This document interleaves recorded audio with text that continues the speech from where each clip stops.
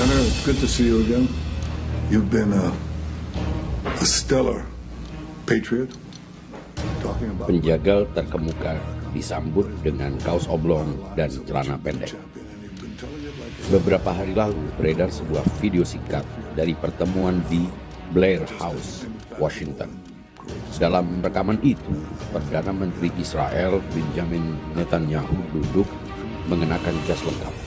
Di seberangnya, Senator Amerika Serikat John Fetterman dari Pennsylvania tampak duduk dengan kaki disilangkan.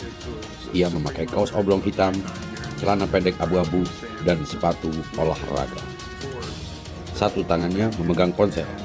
Sepanjang percakapan, Fetterman lebih sering menunduk ke layar ponselnya daripada menatap wajah lawan bicaranya. Ia sesekali mengangguk singkat, lalu kembali menggeser-geser layar.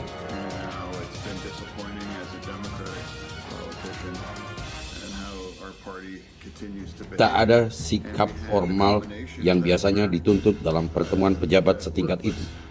Hanya dua orang duduk berhadapan. Satu tampil seperti tamu negara, lainnya tampak seperti sedang menunggu giliran di ruang tunggu. Video itu cepat menyebar. Banyak yang menertawakan, banyak pula yang langsung menangkap maknanya tanpa perlu penjelasan panjang.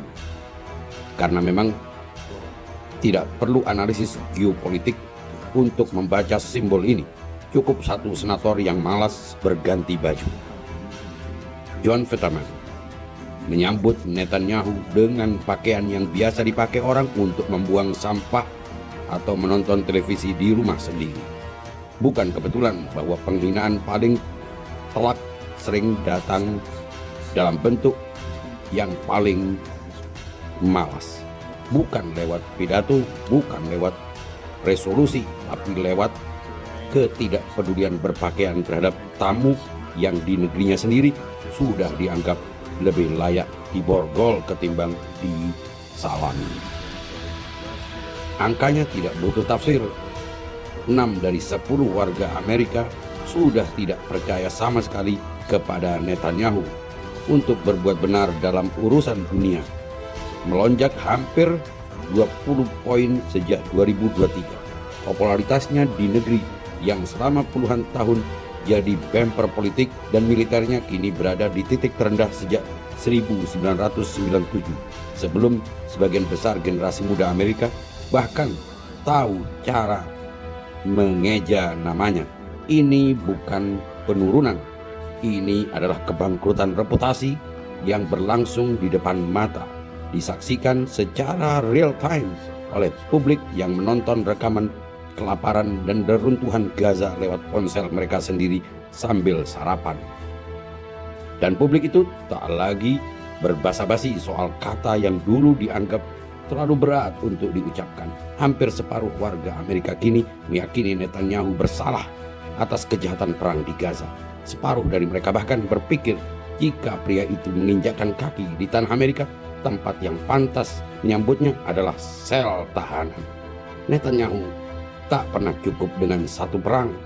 Setelah 4 dekade obsesinya melenyapkan sistem pemerintahan Republik Islam Iran dengan membunuh pemimpin tertinggi Iran bersama keluarga dan cucunya, ia kembali mendesak, kembali membisikkan babak kedua ke telinga Donald Trump.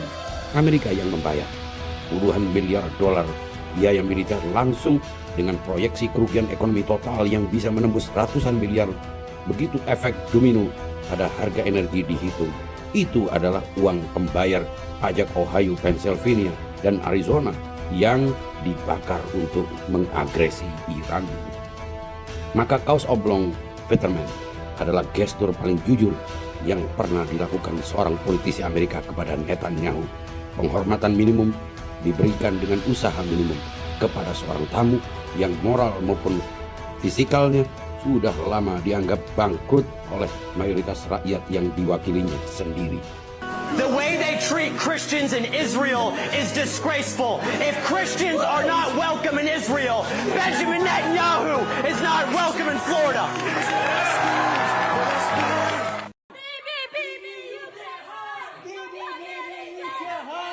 This way.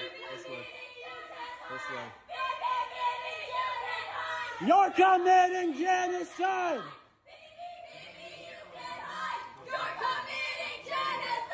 You're committing genocide! They'll kill your children too! Let's go. How dare Let's you? go. Let's go. War criminals! Let's go. You are hiding and protecting go. war criminals and genocide. Let's go. There is a criminal Let's warrant go. against Let's go. him. You Let's should go. be Let's capturing go. him, not us. Let's go. Let's go. Netanyahu has come to Washington for the 7th time since Donald Trump's second term began. And every single time he lands here, it's not a diplomatic visit. It's a war council, because every single time he visits, he colludes with the U.S. ruling class to expand a genocide that stretches across Palestine, across Lebanon, across Syria, across Yemen, and across Iran. There is always just another case of escalation, another pitch for justification for more bombs, drawing the United States deeper into the regional conflicts, despite the opposition of the American people and by the millions around the world who reject another U.S.-backed regional war. Shame! And every time he leaves Washington, the bombs fall harder and the aggression expands and more land is stolen and more of our people are murdered. Shame!